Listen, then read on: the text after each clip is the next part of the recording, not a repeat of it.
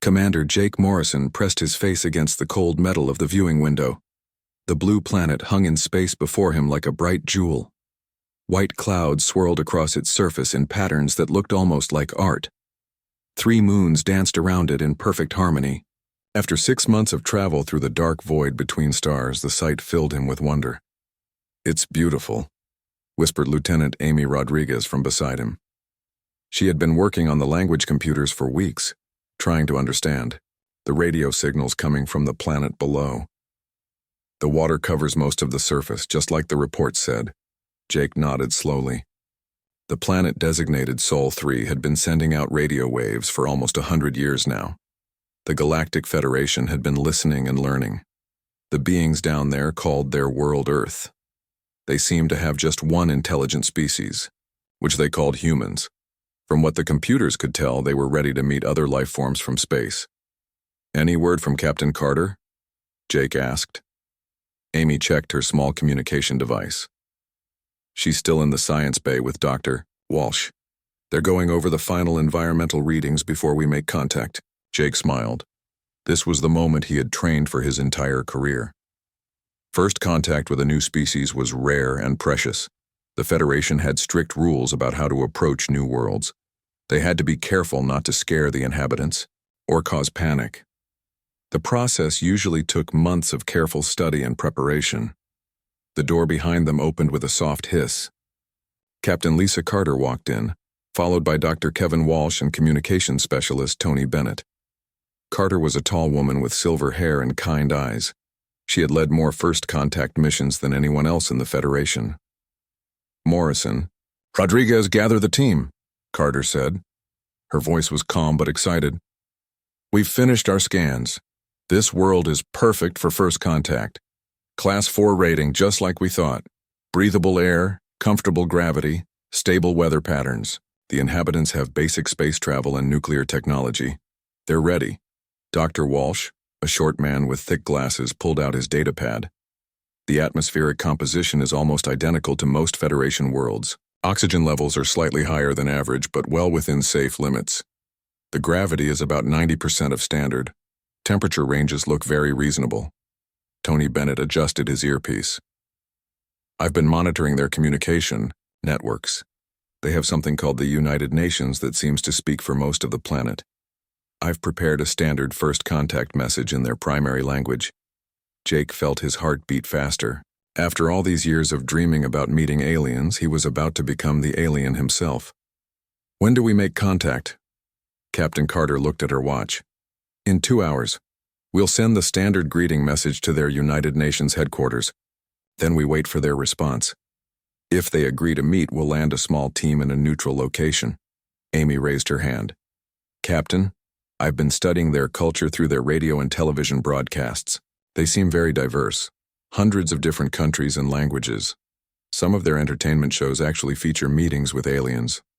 They might be more prepared for this than most species we've encountered." Dr. Walsh nodded. "That's a good sign. Fear is usually the biggest obstacle in first contact situations. If they've already thought about meeting other species, it should go smoothly." The next 2 hours passed slowly. The team made final preparations for the landing mission.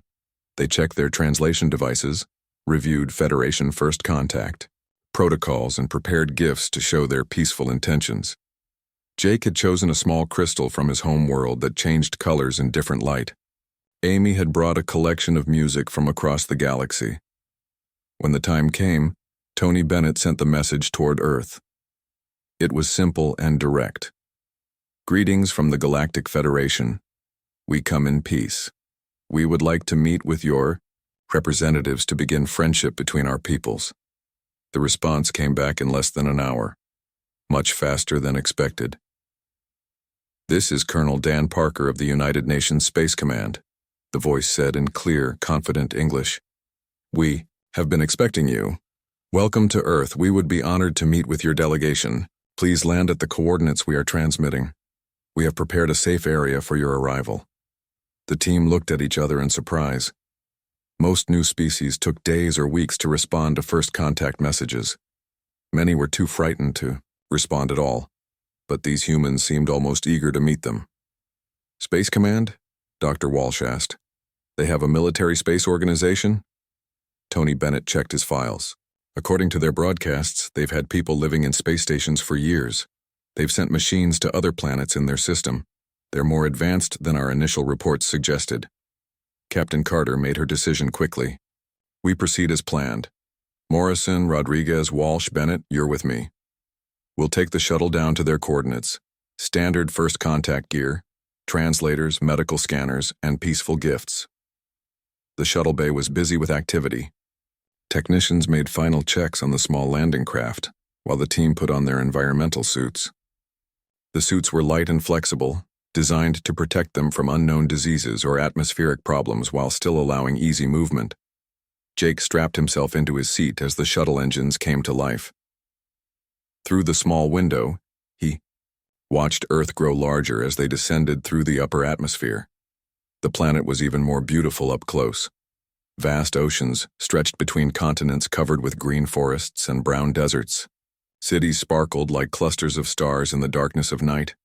Reading some unusual atmospheric activity, reported the shuttle pilot. Nothing dangerous, just more energetic than our scans suggested. Lots of electrical activity in those cloud formations. Dr. Walsh checked his instruments. Wind speeds are higher than expected, too. Still within safe limits, but this planet has some active weather systems. The landing coordinates took them to a wide, flat area surrounded by mountains. As they descended, Jake could see vehicles arranged in a circle around a large building. Human soldiers stood at attention near the landing zone. Everything looked very organized and professional. They knew exactly where we would land, Amy observed. Look at all that preparation. They've been planning for this. The shuttle touched down with barely a bump. Through the windows, Jake could see humans approaching. They wore military uniforms, but carried no visible weapons. One of them, a tall man with short gray hair, stepped forward and raised his hand in what was clearly a greeting gesture. Captain Carter activated the external speakers. This is Captain Lisa Carter of the Federation, Science Division. Thank you for your welcome. We're opening our door now. The shuttle door slid open with a hiss of equalizing air pressure. Jake took his first breath of Earth's atmosphere. It tasted clean and fresh, with a hint of something he couldn't identify. The gravity felt comfortable, just slightly lighter than he was used to. The gray-haired human walked forward with a confident smile. Captain Carter, I'm Colonel Dan Parker. On behalf of planet Earth and the human species, welcome to our world. We've been looking forward to this meeting for a very long time. Jake noticed that the colonel showed no signs of fear or nervousness. Most new species were terrified during first contact. They shook, stammered, or sometimes even fainted. But this human seemed as calm as if he met aliens every day. Colonel Parker, Captain Carter replied, thank you for your hospitality. We bring greetings from the Galactic Federation and hopes for friendship between our peoples. As they walked toward the building, Jake looked around at the landscape. The mountains in the distance were massive, much larger than anything he had seen on other worlds. The sky was a brilliant blue color that seemed almost unreal. Everything about this planet felt more intense, more vibrant than the Federation's computer models had predicted. Inside the building, more humans waited to greet them. Scientists, military officers, and diplomats all mixed together in a way that spoke of careful planning and preparation. Jake began to realize that Earth's first contact with aliens was going to be very different from what anyone had expected. The conference room was larger than Jake had expected. Long tables filled the space, surrounded by chairs for both humans and the Federation team. Large windows showed the mountain landscape outside, where Jake could see more human vehicles and equipment than seemed necessary for a simple first contact meeting. Colonel Parker gestured for them to sit. I'd like you to meet Dr. Helen Brooks, our chief xenobiologist. She's been studying galactic species for the past 15 years. Jake almost dropped his translator device. 15 years? But we only detected your radio signals recently. How could you know about other species? Dr. Brooks smiled. She was a woman in her 40s with brown hair and intelligent eyes. We've been listening to space for a long time, Commander Morrison. We picked up Federation communications decades ago. We've learned quite a bit about galactic civilization while preparing for this day. Captain Carter leaned forward. You've been monitoring our communications. That's unusual for a species making first contact. We're a curious people, Colonel Parker said. When we realized we weren't alone in the universe, we wanted to learn everything we could. Dr. Brooks here speaks 7 galactic languages fluently. Dr. Walsh adjusted his glasses nervously. That level of preparation suggests remarkable intelligence and organization. Most species need years of help to understand basic galactic concepts. Amy Rodriguez was scanning the room with her instruments. She frowned at the readings. Captain, I'm getting some odd environmental data. The atmospheric pressure here is lower than our orbital scans suggested. Dr. Brooks nodded. That's because we're at elevation. This facility sits about 1,500 meters above sea level. We thought you might be more comfortable at a higher altitude, given that most Federation species prefer lower atmospheric pressure. Jake felt a strange sensation in his chest. The air seemed thinner than it should be, but the humans around them were breathing normally. You live at this altitude regularly? Many of us do, Colonel Parker replied. This region of North America has several cities at this elevation or higher. Denver, our nearest major city, sits at about 1,600 meters. Over 2 million humans live there comfortably. Dr. Walsh checked his instruments again. At this altitude, most Federation species would need breathing assistance. Yet these humans showed no signs of distress. Their cardiovascular systems must be remarkably efficient to function in such thin air. The door opened and 2 more humans entered. Colonel Parker stood to greet them. This is General Robert Hayes, commander of our planetary defense forces, and Dr. Mary Collins, our geological specialist. General Hayes was a stocky man with gray hair and steady eyes. Dr. Collins was younger, with red hair and freckles. Both moved with the easy confidence that Jake was beginning to recognize as typical of humans. General Hayes, Captain Carter said, Planetary Defense Forces, are you expecting conflict? The general laughed, a deep rumbling sound. Not from you, Captain, but Earth is a challenging world. We've learned to be prepared for many different kinds of problems. Dr. Collins spread a large map on the table. Would you like to see some of our world while you're here? We've prepared several tours that might interest you. Jake studied the map. It showed a continent with vast mountain ranges, huge forests, enormous deserts, and coastlines that stretched for thousands of kilometers. Your world is very large, he observed. Earth has about 150 million square kilometers of land surface. Dr. Collins said, We have 7 major continents and thousands of islands. The geography is quite diverse. Amy pointed to an area marked in red on the map. What do these red zones represent? Dr. Collins glanced at General Hayes before answering. Those are areas of high geological activity, earthquake zones, active volcanoes, that sort of thing. We monitor them constantly. Volcanoes. Dr. Walsh nearly dropped his scanner. You have active volcanic regions? About 1,500 active volcanoes worldwide, Dr. Collins said casually. Most are dormant at any given time, but we get significant eruptions every few years. It keeps our geological survey teams busy. Jake felt his heart rate increase. Active volcanoes were typically found only on young, unstable worlds. Planets with intelligent life usually outgrew such violent geological activity millions of years before developing complex civilizations. And earthquakes? Captain Carter asked carefully. General Hayes nodded. We get thousands every day. Most are too small to notice, but we have major quakes several times a year. That's why our buildings are designed to move with the ground. Your, buildings move? Amy asked. Dr. Brooks stood and walked to the window.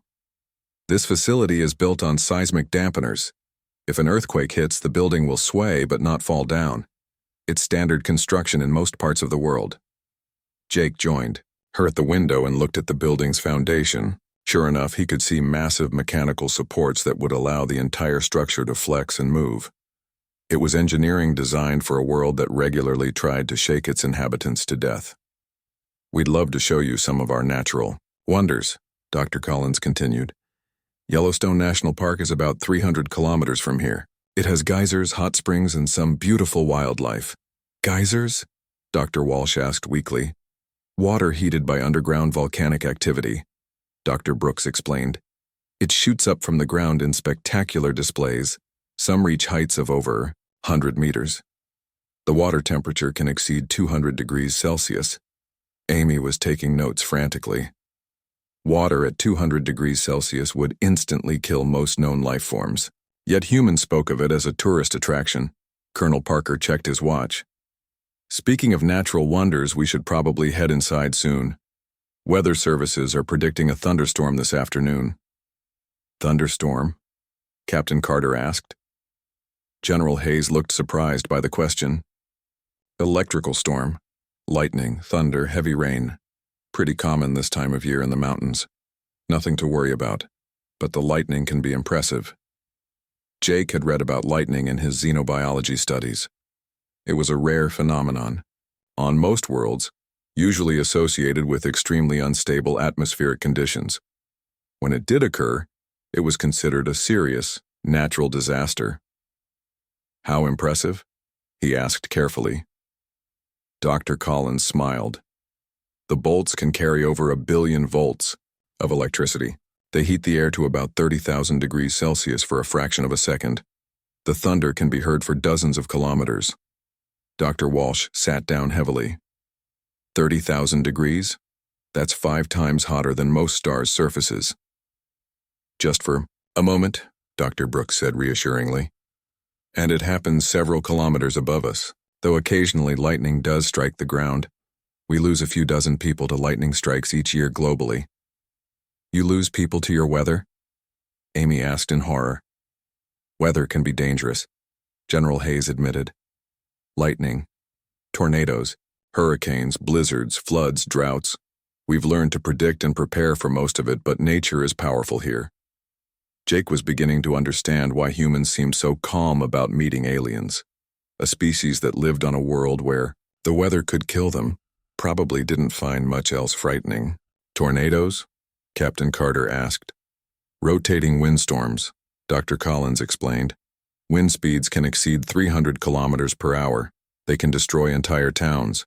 We get about 1,000 significant tornadoes each year. Hurricanes are larger, Dr. Brooks added. Storm systems hundreds of kilometers across. The winds are usually slower than tornadoes, maybe 200 kilometers per hour, but they can dump enormous amounts of water and last for days. Amy was staring at her instruments in disbelief. Captain, I need to recalibrate our environmental assessment. These conditions are far more extreme than our orbital scans suggested. Through the window, Jake could see dark clouds building in the distance. Flashes of light were already visible inside them. The humans around the table continued their conversation, calmly, as if the approaching electrical storm was no more concerning than a gentle breeze. Perhaps we should postpone our tour until the weather clears, Captain Carter suggested. Colonel Parker shook his head. The storm will pass in an hour or two. Besides, you should see what Earth weather looks like. It's part of understanding our world. As if summoned by his words, a brilliant flash lit up the room. A few seconds later, thunder shook the building so hard that Jake felt it in his bones. The humans didn't even pause in their conversation. The thunderstorm lasted 3 hours. Jake had never experienced anything like it in his life. Lightning struck the ground around their building dozens of times, each bolt bright enough to hurt his eyes even through the protective windows. The thunder was so loud it made his chest vibrate. Rain fell so hard it looked like a solid wall of water. The humans acted like nothing unusual was happening.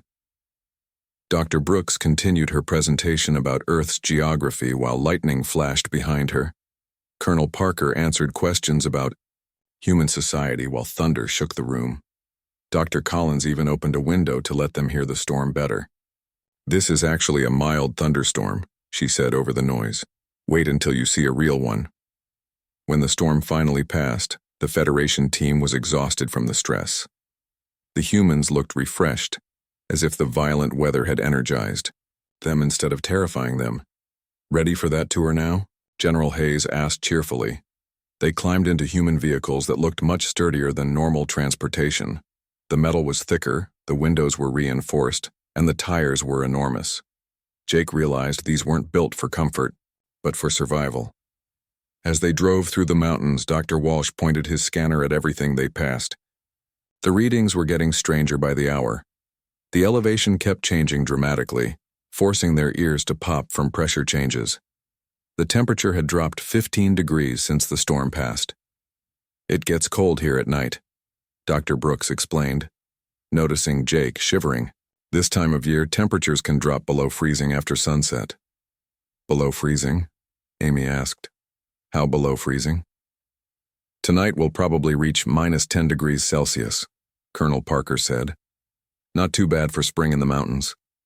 Winter can get down to -30 or 40. Jake tried to process this information. Water froze at 0 degrees. At -10, exposed skin would begin to freeze in minutes. At -30, breathing the air could freeze lung tissue. Yet humans lived in these conditions regularly. "How do you survive such cold?" Captain Carter asked. "Clothing, heating systems, and good planning," General Hayes replied. "Humans have lived in cold climates for thousands of years. We've adapted." They stopped at what Dr. Collins called a scenic overlook. Jake stepped from the vehicle and immediately felt dizzy. They were now at over 3,000 meters elevation. The air was so thin he could barely breathe. His heart was racing just from walking. A few steps. The humans climbed out of their vehicles and began setting up a picnic lunch.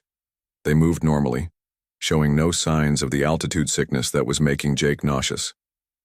"Beautiful view," Dr. Brooks said, gesturing at the landscape. Below, Jake forced himself to look. The view was indeed spectacular, but also terrifying. They stood at the edge of a cliff that dropped straight down for over 1,000 meters. Sharp rocks jutted from the mountainside like teeth. Far below, a river wound through a canyon so deep, Jake couldn't see the bottom. "People come here for recreation," Dr. Collins explained. "Rock climbing, hiking, camping. Very popular spot." "Rock climbing?" Dr. Walsh asked weakly. "You climb these cliffs for fun?" "Some of the routes are quite challenging," General Hayes said proudly. "That face over there is rated 5.12. Takes real skill to climb it." Amy was taking pictures with her recording device. "What happens if someone falls?" The humans looked at each other and shrugged. "They die," Colonel Parker said simply. "That's why we're careful. Good equipment, proper training, respect for the mountain." Jake sat down on a rock, trying to catch his breath. The casual way these humans discussed death was disturbing. They lived on a world that could kill them in dozens of different ways, and they treated it like a normal part of life. "Commander Morrison, are you feeling all right?" Dr. Brooks asked with genuine concern. "Just the altitude," Jake gasped. "How high are we?" "About 3,200 meters, she replied. "Most humans need a few days to adjust to this elevation if they're coming from sea level. You're doing quite well for your first time." "Your first time?" Captain Carter asked. "You mean humans regularly travel to different altitudes?" Dr. Collins nodded. "Sure. I live in Denver at 1,600 meters, but I work all over the Mountain West. Sometimes I'm at sea level, sometimes up to 4,000 meters or higher. You learn to adjust." 4,000 meters? Dr. Walsh checked his instruments. At that altitude, most Federation species would lose consciousness within minutes. "The research station on Mount Evans is at 4,300 meters, Dr. Brooks said. We study high-altitude atmospheric conditions there. Some of our astronomers work even higher."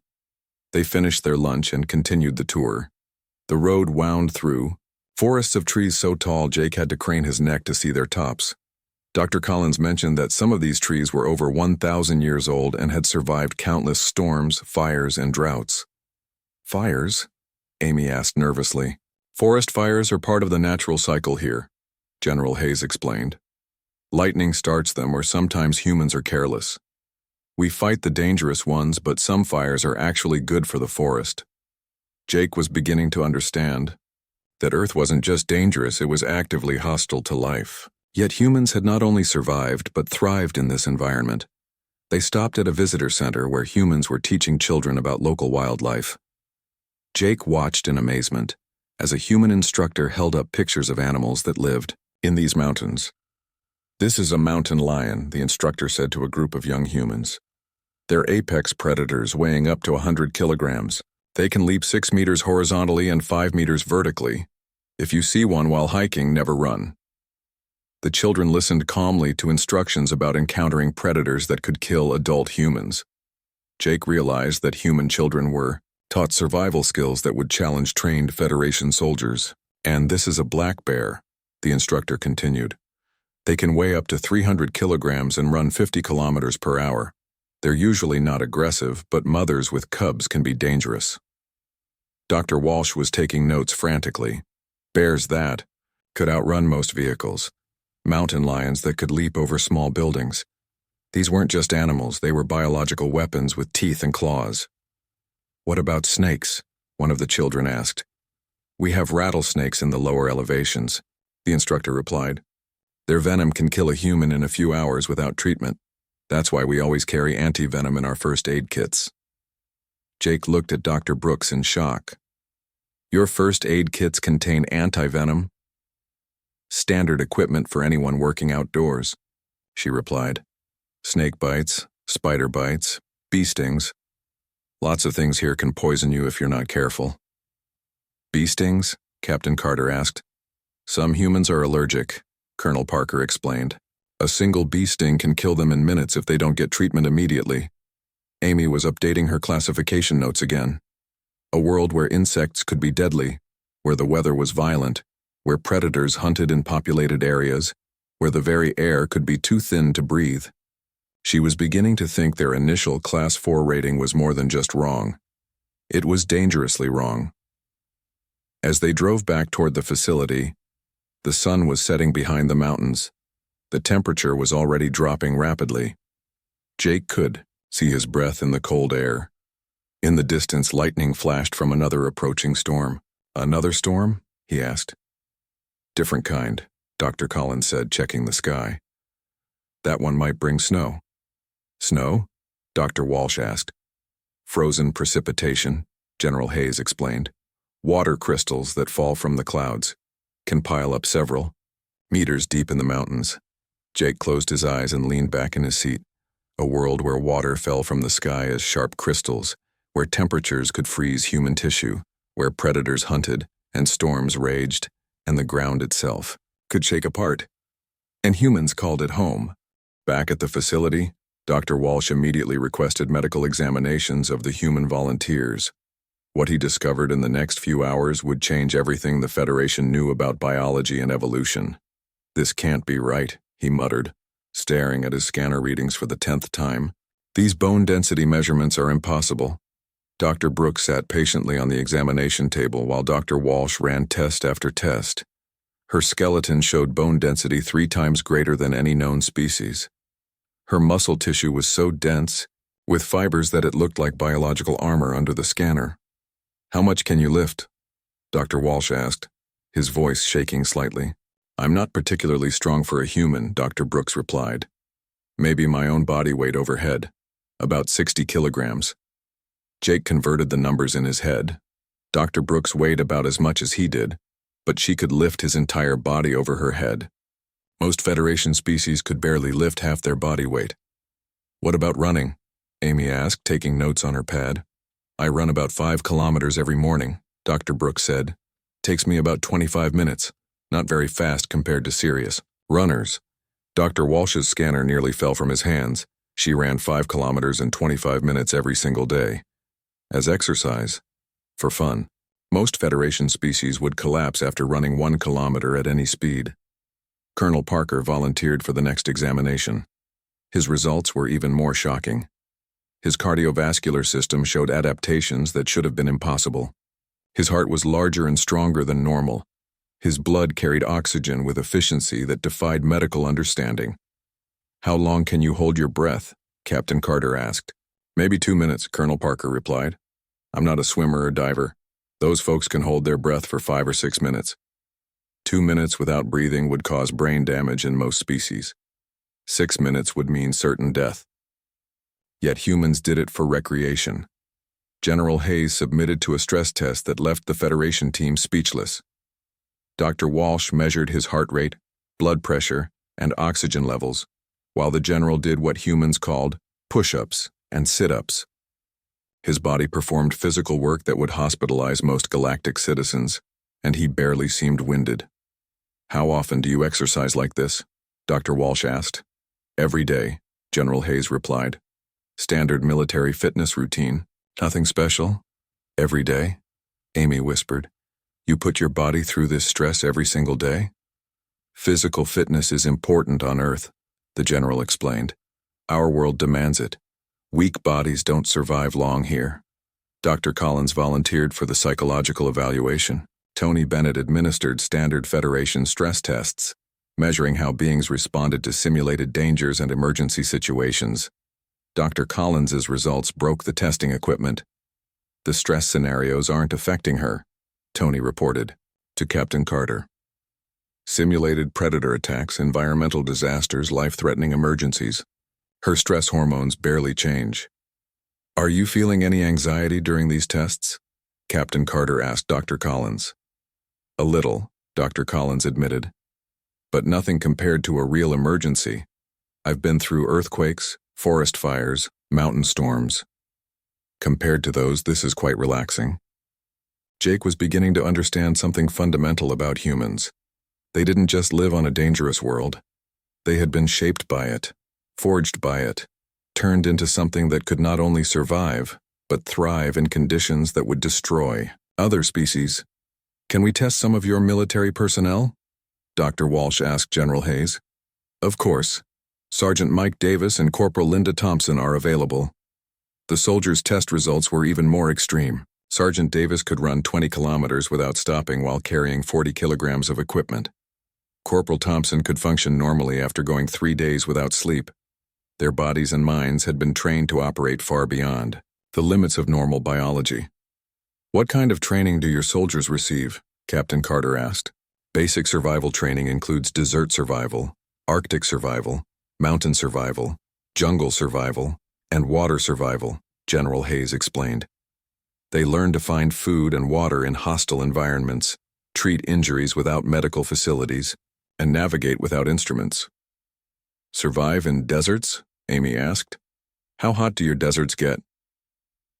Surface temperatures can reach 50 degrees Celsius, Sergeant Davis replied. Air temperatures around 45 degrees. You can die from dehydration in a few hours if you're not careful. And your Arctic regions? Dr. Walsh asked weakly. Minus 40 degrees Celsius is common, Corporal Thompson said. I've been in temperatures down to minus 50. Exposed skin freezes in minutes, but with proper clothing and shelter, humans can survive. There indefinitely. Jake was updating the planetary classification in his head. Desert temperatures that could cook flesh. Arctic temperatures that could freeze blood. And humans not only survived in these conditions, they trained soldiers to fight in them. What about your athletes? Captain Carter asked. We've heard humans engage in competitive physical activities. Dr. Brooks smiled. Oh yes, sports are very popular. Would you like to meet some athletes? An hour later, they were introduced to marathon runner Janet Miller and weightlifter Steve Johnson. Janet's body was adapted for endurance that seemed impossible. Steve's muscle mass was so dense that Dr. Walsh's scanner could barely penetrate it. How far do you run in competitions? Amy asked Janet.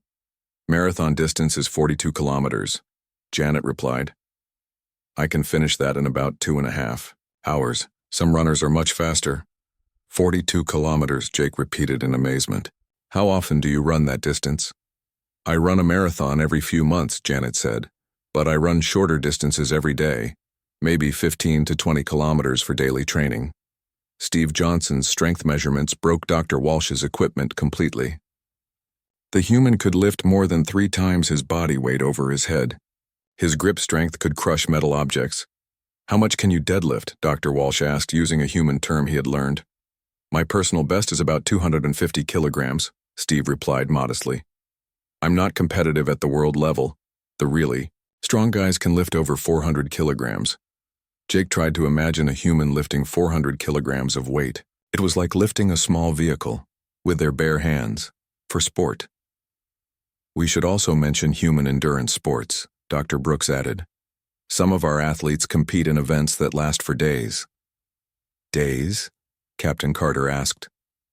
Ultramarathons can be 100 kilometers or more, Janet explained. Some races go for 24 hours straight. Runners just keep going until time runs out. Ironman competitions combine swimming, bicycling, and running, Steve added. The full race takes 8 to 12 hours of continuous exercise. Dr. Walsh sat down heavily. His medical training had taught him that such physical exertion should cause organ failure or death.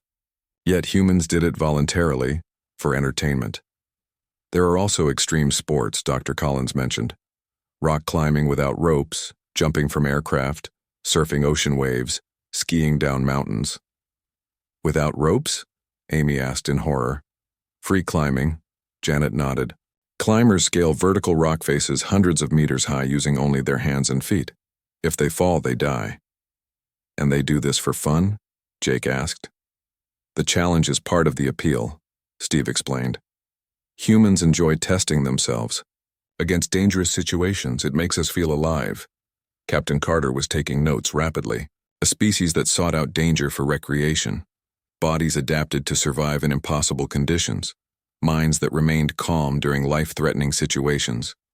Earth wasn't just a dangerous world. It was a forge that had created the most resilient species the galaxy had ever encountered. I think we need to update our planetary classification, she said quietly to her team. Class 8, Amy suggested. Higher, Dr. Walsh replied, looking at his impossible medical data. Class 10? Jake asked. Captain Carter looked out the window at the mountains where lightning was flashing again. I think we're going to need a new classification level. The emergency meeting with the Federation Science Council lasted 6 hours. Captain Carter transmitted her team's findings from Earth, while the galaxy's top scientists tried to understand what they were hearing. Let me make sure I understand this correctly, said Admiral Susan Grant from the main Federation headquarters. Her voice crackled through the long-distance communication system. You're telling me that humans regularly survive in temperatures that would kill most of our species? That's correct, Admiral, Captain Carter replied. We've documented humans living and working in environments ranging from -40 degrees to +50 degrees Celsius. They consider this normal. Dr. Walsh stepped forward with his medical data. The biological adaptations we've observed are beyond anything in our databases. Human bone density is 3 times galactic average. Their cardiovascular efficiency allows them to function in low-oxygen environments that would cause immediate unconsciousness in other species. The communication screen showed dozens of Federation scientists from across the galaxy. All of them looked shocked by the reports coming from Earth. What about the geological instability? Asked Professor Kim Orell, the Federation's chief planetary scientist. Your reports mention active volcanoes and frequent earthquakes. Dr. Collins, who had been invited to participate in the meeting, answered calmly. Earth experiences about 1,500 earthquakes of magnitude 5.0 or greater each year. We have roughly 50 volcanic eruptions annually. Humans have learned to build structures that can withstand these events. 50 volcanic eruptions per year? Professor Orell's voice rose in disbelief. How does any civilization survive such geological chaos? We monitor the dangerous ones carefully, General Hayes explained. We evacuate areas when necessary. Most eruptions happen in remote locations or underwater. It's been part of life on Earth for millions of years. Jake watched the Federation scientists struggle to process this information. Worlds with such geological activity were classified as uninhabitable. Yet Earth supported nearly 8 billion humans who treated volcanoes and earthquakes as minor inconveniences. Tell them about the weather, Amy whispered to Captain Carter. The atmospheric conditions are equally extreme, Captain Carter continued. Earth experiences electrical storms with lightning bolts carrying over 1 billion volts. Windstorms with speeds exceeding 300 kilometers per hour. Precipitation that can dump several meters of frozen water in a single storm. Admiral Grant was quiet for a long moment. Captain, are you certain your instruments are functioning correctly? We've triple-checked everything, Admiral. Dr. Walsh has examined multiple humans. Their biology confirms they've evolved in these extreme conditions. Colonel, Parker leaned toward the communication screen. If I may, Admiral, we'd like to understand how other worlds compare to Earth. From our perspective, we've always assumed that life was naturally challenging. Are we really that unusual? The Federation scientists looked at each other uncertainly. Finally, Professor Orrell spoke. Colonel Parker, the most dangerous inhabited world in Federation space is classified as Class 10. It experiences temperature variations of 20 degrees, occasional seismic activity, and weather systems that we consider severe. 20 degrees? Dr. Brooks asked. Total variation or daily variation? Total variation across the entire year, Professor Orrell replied. The humans in the room exchanged glances. Dr. Collins spoke carefully. Earth experiences daily temperature, variations of 20 degrees in many regions. Seasonal variations can exceed 80 degrees in some areas. The silence from the Federation scientists was deafening. Dr. Walsh pulled up his medical scans. Admiral, we need to discuss the human immune system. These beings have natural resistance to pathogens that would be classified as biological weapons by Federation standards. Explain, Admiral Grant said tersely. Humans regularly survive exposure to viruses and bacteria that would kill entire populations of other species. Their bodies fight off infections that our best medical facilities couldn't treat. They've developed immunity to diseases that have killed billions of their own kind throughout history. They survive diseases that kill billions? Admiral Grant's voice was barely a whisper.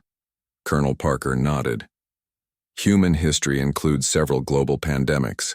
The 1918 flu killed about 50 million people worldwide, but hundreds of millions survived and developed immunity. We've had similar outbreaks of plague, smallpox, and other diseases. You survive planetary-scale biological disasters? Professor Orrell asked. We learn from them, Dr. Brooks replied. Each pandemic teaches us more about disease prevention and treatment. The survivors pass on genetic resistance to their children. Jake was watching the Federation scientists' faces on the screen. He could see them realizing that humans weren't just tough. They were the product of evolutionary pressures that would have wiped out any other known species. Admiral, Captain Carter said, we need to discuss classification. Earth cannot be rated as Class 4. Our initial assessment was completely wrong. What do you recommend? Admiral Grant asked. Based on geological activity, atmospheric conditions, and biological hazards, Earth should be classified as at least Class 12, Dr. Walsh replied. The Federation scientists erupted in discussion. Class 12 was theoretical. No known world had ever received such a rating. Planets that dangerous were considered uninhabitable by definition. Wait, Professor Orrell interrupted. We haven't discussed Earth's biological diversity. How many species share this world with humans? Dr. Collins smiled. Current estimates suggest about 8.7 million different species on Earth. 8.7 million? Professor Orrell's voice cracked. How is that possible on such a hostile world? Life adapts, General Hayes replied simply. Earth's challenges have driven evolution to create incredible diversity. We have organisms that thrive in boiling water, others that survive in frozen wastelands, creatures that live in the deepest ocean trenches, and organisms that can withstand radiation levels that would sterilize other worlds. Amy added to her notes frantically. A world where life didn't just survive extreme conditions, but flourished in them. Where millions of species had adapted to environments that would be considered impossible on other worlds. Admiral, Captain Carter said, I don't think Class 12 is sufficient. Earth's combination of geological instability, atmospheric violence, temperature extremes, biological hazards, and radiation exposure exceeds any known classification scale. Admiral Grant was quiet for several minutes. Finally, she spoke. Professor Orrell, what would a Class 13 designation require? Class 13 doesn't exist, Admiral. The scale only goes to 12. Then we're creating a new classification level, Admiral Grant decided. Earth will be designated as the galaxy's first Class 13 Deathworld. The word Deathworld hung in the air like a physical presence. Jake had heard the term before but never thought he would encounter one. Deathworlds were theoretical planets so hostile that complex life should be impossible. Colonel Parker looked puzzled. Deathworld? That seems a bit dramatic. Earth is quite pleasant most of the time. The Federation scientists stared at him in amazement. Colonel, Admiral Grant said carefully, You live on a planet that experiences regular geological disasters, atmospheric electrical storms powerful enough to destroy cities, temperature variations that would kill most known life forms, and biological hazards that could devastate entire galactic populations. You consider this pleasant? Well, Colonel Parker replied thoughtfully. When you put it that way, I suppose Earth does sound rather challenging, but it's home. We're used to it. Dr. Brooks nodded. Humans have always known our world could be dangerous. We just assumed other species face similar challenges. Are you saying most worlds are easier to live on? Much easier, Professor Orell confirmed. The average Federation world has stable weather, minimal geological activity, comfortable temperatures, and relatively few biological hazards. That sounds nice, Dr. Collins said politely, but also rather boring. Jake realized that humans weren't just survivors of a death world. They were products of it. Shaped by constant danger, they had become something unprecedented in galactic history. They were the most resilient, adaptable, and physically capable species ever encountered. The formal classification will be transmitted to all Federation worlds within 24 hours, Admiral Grant announced. Earth's designation as a Class 13 Deathworld will serve as a reminder that the galaxy still holds mysteries beyond our understanding. As the meeting ended, Jake looked out at the mountains where another thunderstorm was building. Lightning flashed between the peaks, and he could hear thunder in the distance. The humans around him were already planning tomorrow's activities, as if the approaching electrical storm was nothing more than background noise. He finally understood why first contact with Earth had been so different from every other species encounter. Humans weren't afraid of aliens because they lived on a world where everything was already trying to kill them. Meeting visitors from space was probably the least dangerous thing that had happened to them all week.